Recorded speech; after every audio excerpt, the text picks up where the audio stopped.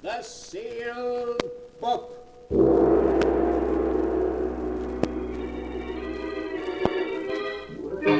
Once again, the keeper of the book is ready to open the ponderous volume in which is recorded all the secrets and mysteries of mankind through the ages.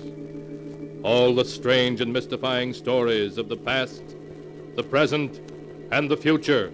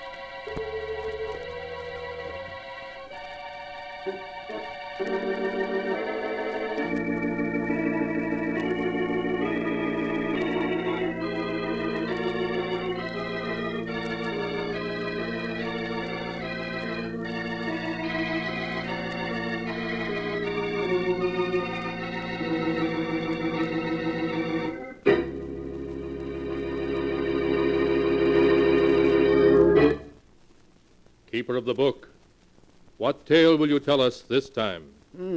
What tale shall I tell you? I have here tales of every kind. Tales of murder, of madness, of dark deeds and events strange beyond all belief. Let me see. Yes, here's a tale for you. The strange tale of an old woman and of 3 heirs greedy for her millions.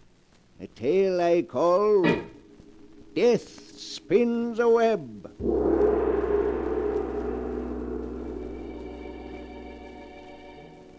And here is the tale as it is written in the sealed book.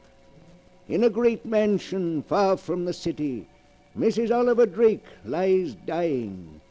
Her door opens, and her attorney, Henry Arnold, enters. Good morning, Mrs. Drake. How do you feel today? Henry, 2 days ago, Dr. Smith told me I had 2 months to live. Well, that's how I feel, like somebody who has 2 months to live. You take it well, Mrs. Drake. Tell me, have those 3 worthless grandchildren gotten here yet? Blanche and Vivian have. They're outside in the hall now. But do you want to see them? I don't want to see them, no. But I will. We have things to talk over. Of course. I'll send them in.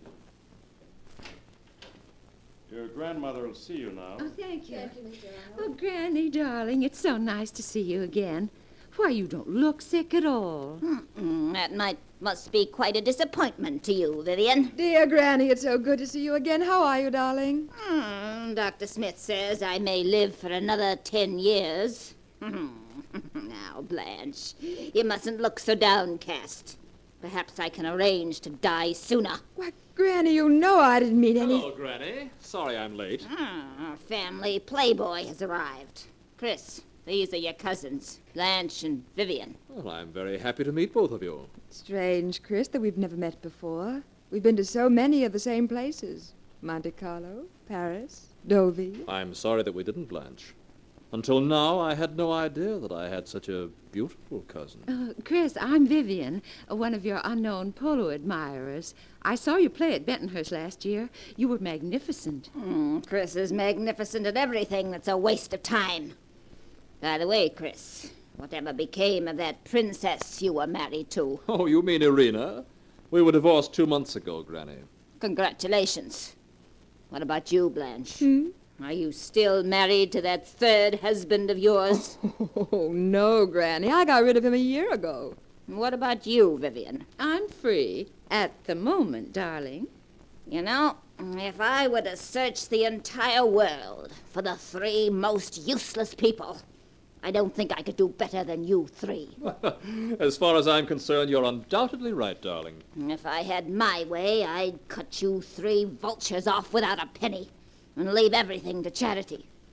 Unfortunately, under your grandfather's will, I have to divide the fortune among the 3 of you. But I'm permitted to divide it any way I see fit. But of course you're going to divide the money equally between us, aren't you, Granny? No, dear, that's just it. I'm not. What? I'm going to leave the fortune to just one of you. The other 2 will merely receive token inheritances. But why, Granny?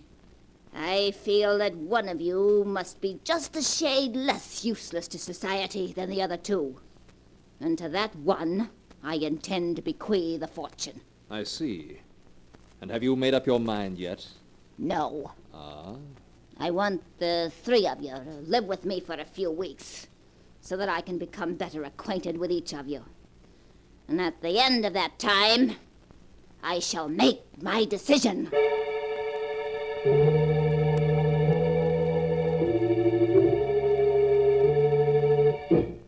In the days that followed, Blanche, Vivian, and Chris spent a good deal of time with their grandmother. Mrs. Drake preferred to see them separately, and often, after one of the 3 had left her bedroom, there was a gleam of amusement in her eye, as though she were enjoying a private joke. Chris, meanwhile, working on a plan of his own, also saw a lot of his beautiful cousins separately. Oh, Chris, isn't it beautiful out here? You're very beautiful, Blanche. As beautiful as the night itself. You don't have to say that, Chris, just because there's a full moon. It's not the moon. Darling, life hasn't been the same since I met you. The moment our eyes met, I was lost. Oh, Chris. Chris, I felt the same way. Only I didn't think you did. But I do, darling. Then you're going riding with Vivian each morning doesn't mean anything? Oh, of course not. You're the one I love, and always will. Oh, Chris. Chris, I do so want to believe you. I've been so unhappy. None of my husbands ever understood me. But I do, darling. And I love you very much. Oh. You know that now, don't you? Yes, Chris. Yes. I do.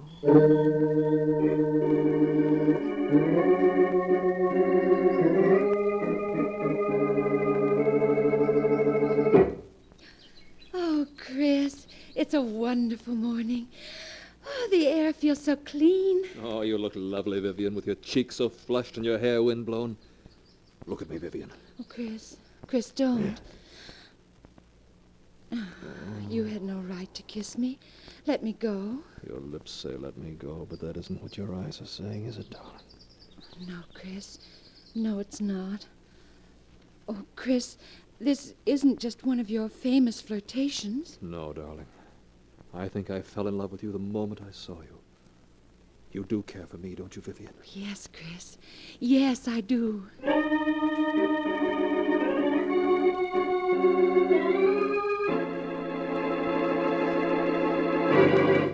I understand you want to see me, Granny. Yes. Come over here, Chris. Well, how did you make out? What do you mean? I said, how did you make out?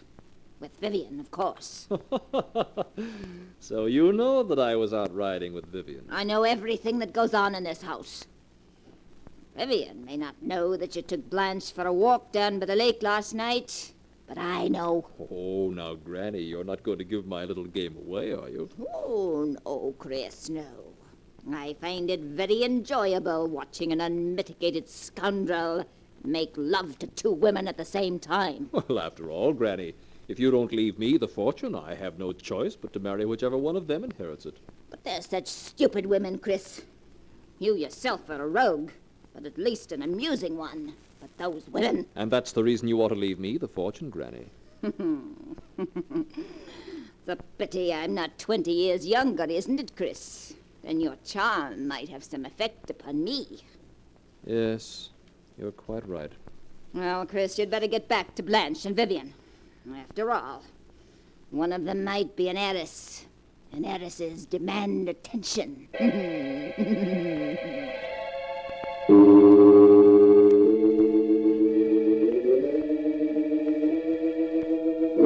A week passed, a week in which Chris found it more and more difficult to play his little game. Blanche and Vivian stopped speaking to each other, and it became steadily harder for him to convince each of them that he had no interest in the other. Good morning, darling. Oh, hello, Blanche. What? Aren't you even going to kiss me? Oh, of course, dear. Oh, Chris, I do love you so. This past week has been heavenly. Chris, you do love me, don't you? Darling, what a question. You know there couldn't be anyone for me but you. Then why do you spend so much time with Vivian? That's how I keep tabs on her. What do you mean? Blanche, Vivian is cheating in an effort to get Granny's fortune. Cheating? How? The three of us agreed not to go see Granny unless she sent for us. Yes? Well, Vivian has already broken that agreement. Several times she sneaked into Granny's bedroom to try to influence the old lady in her favor. Why, that dirty double-crossing, two-timing... Chris, do you think Vivian's getting anywhere? Well, when Granny sent for me last night, she more or less hinted that it would be Vivian who would inherit the fortune. But, Chris, how can you take it so calmly? We've got to do something. Please, darling, let me handle this. But I have a plan to take care of Vivian, and to take care of her very effectively.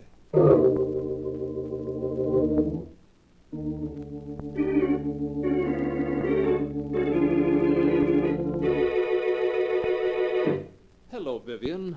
How are you, darling? Let go of me, Chris. Let go. But what's wrong, darling? Aren't you afraid Blanche may be wondering where you are? Oh, so that's it. Yes, that's it. Vivian, listen to me. Whatever time I've spent with Blanche hasn't been because I wanted to.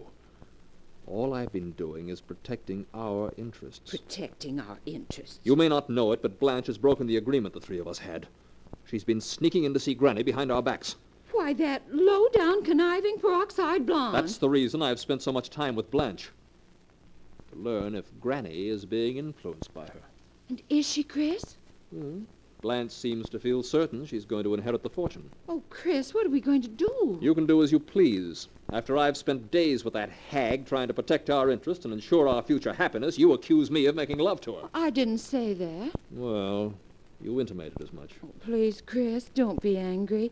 I'm terribly sorry I lost my temper. Oh, please say you forgive me, darling. Please.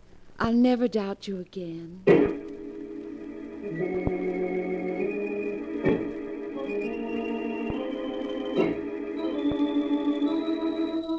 A few days later, after a particularly severe heart attack, Mrs. Drake sent for her 3 grandchildren.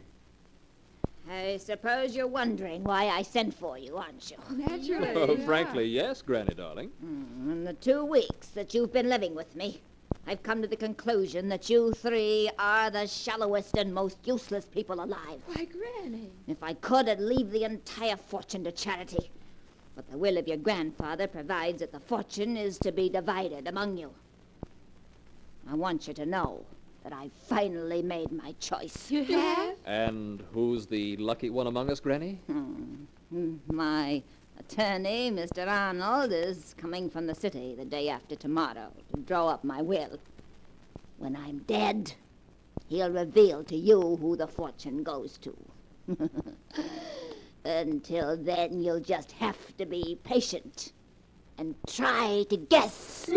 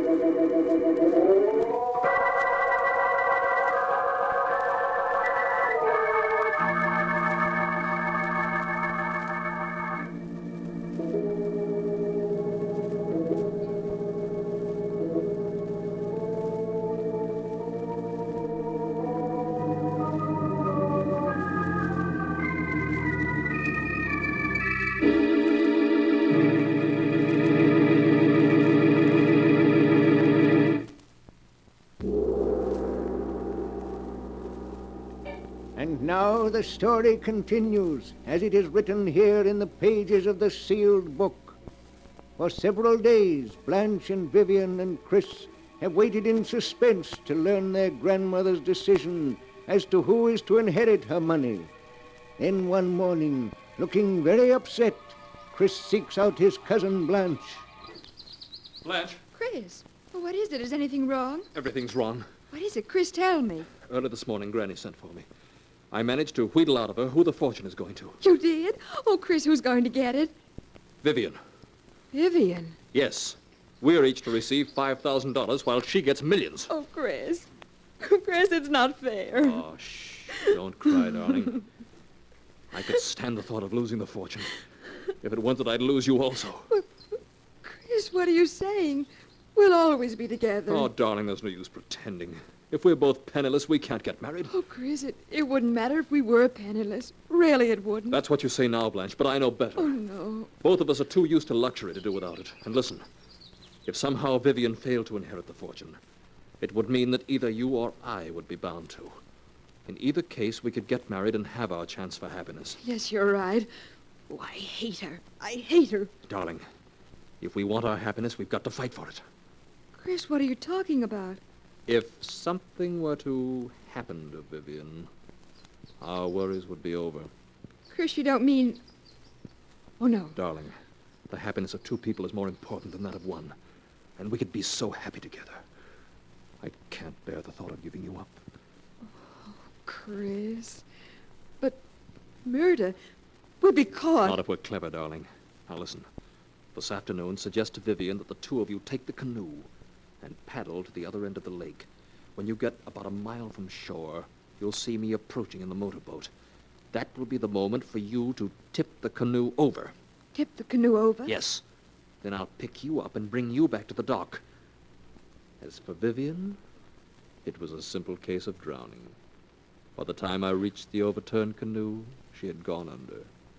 You were the only survivor. Oh, Chris, I'm so frightened. Well, will you do it? Yes. I'll do it. If you want me to.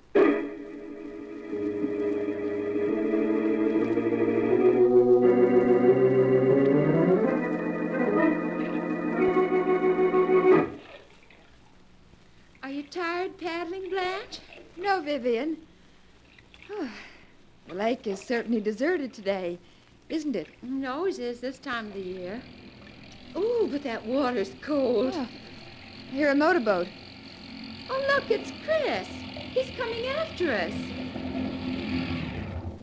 Hello, you two. Who wants a lift? Let's just ignore him, Vivian. All right. We'll pretend he isn't there. He expects us to admit we're tired. Shall we change places? I'm tired of paddling in the stern. All right, if you like. But be careful. These canoes tip very easily. Yes, I know. Now you work your way slowly toward the stern while I make for the bow. Okay. Now, we have to slide past each other. This is a tricky part, changing places in a canoe. Blanche, look out. You're rocking the canoe. Oh, I can't help it. Look out. We're going over. Hey, what happened to you two? Chris, pick me up. Come over here and I'll help you into the boat. Chris, where are you? Here I am, Vivian. Chris, it's 30 yards to the boat. I can't swim that far. Chris, pick me up. My clothes are dragging me under. Swim to the boat and I'll pick you up. Oh, Chris, don't let me drown. Chris! Chris! It's only another 20 yards, Blanche. Oh, Chris, my clothes, they're so heavy. I'm getting so tired. Just a few more yards, darling. A few more yards. I couldn't swim beyond that if my life depended on it. I'm afraid you may have to, darling. Chris! Chris, come back! Chris, don't let me drown! Chris! Chris, no!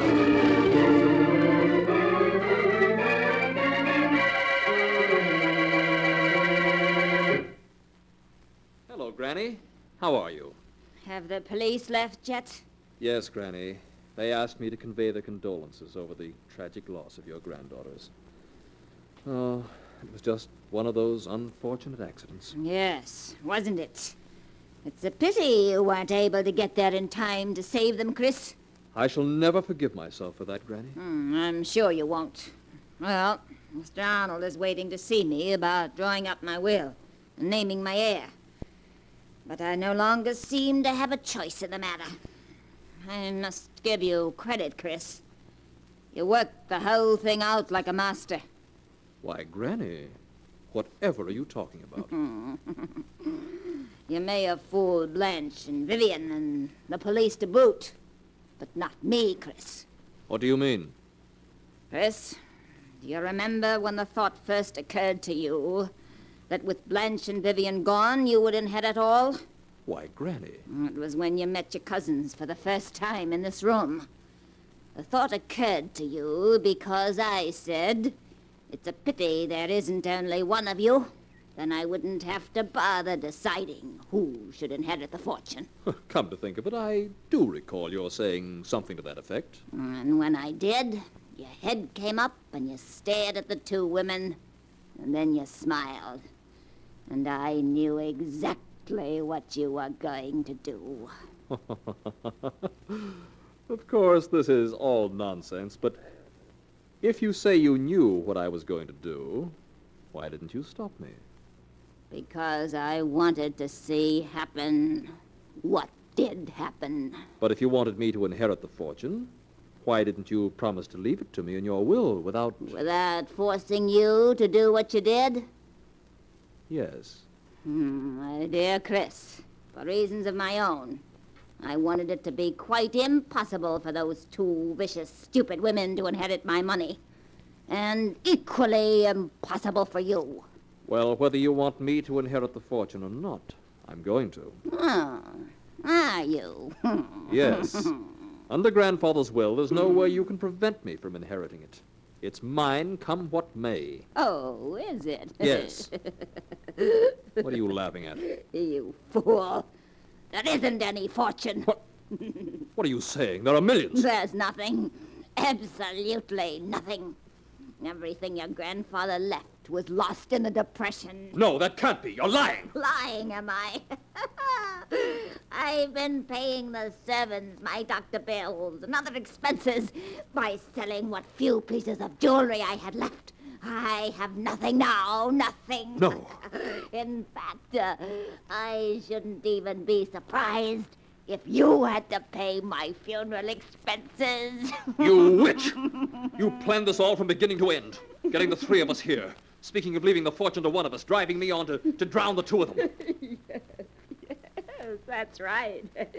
And I can't recall ever having had so much fun in all my life.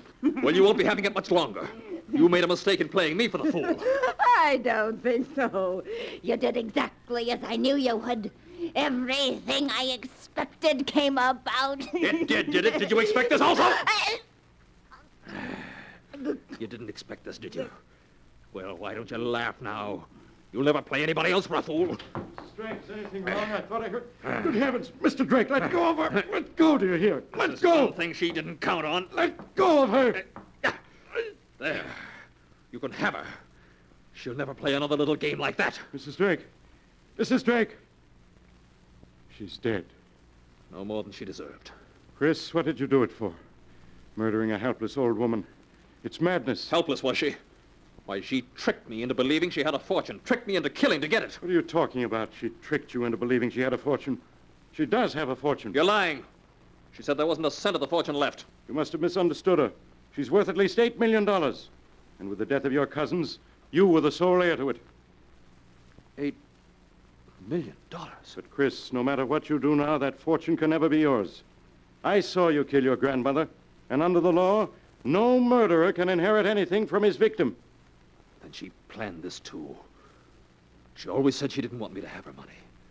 And she fixed its way so it would all go to charity. But I'll show her. I'll show her. It's mine, do you hear? Mine, mine, mine!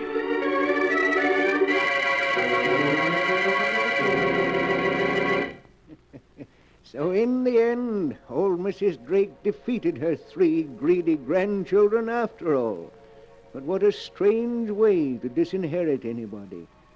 It looks as if murder ran in the family, doesn't it? But the sound of the great gong tells me it's time to close the sealed book again. One moment, keeper of the book. What story will you tell us next time? Next time? Would you prefer a murder or a tale of the supernatural? Remember, I have all the stories that ever happened here and all that have yet to come to pass. But I'll find one for you in just a moment.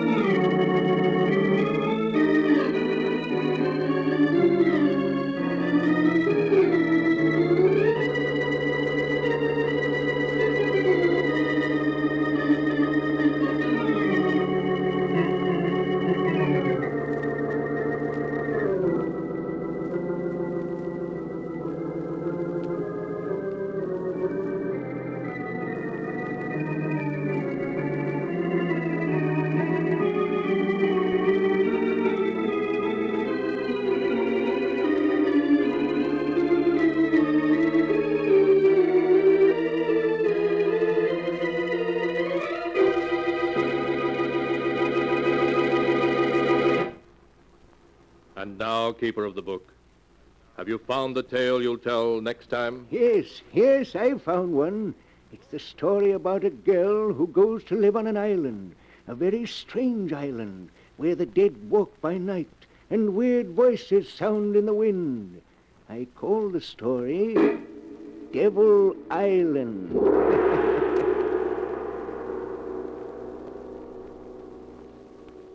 Be sure to be with us again next time.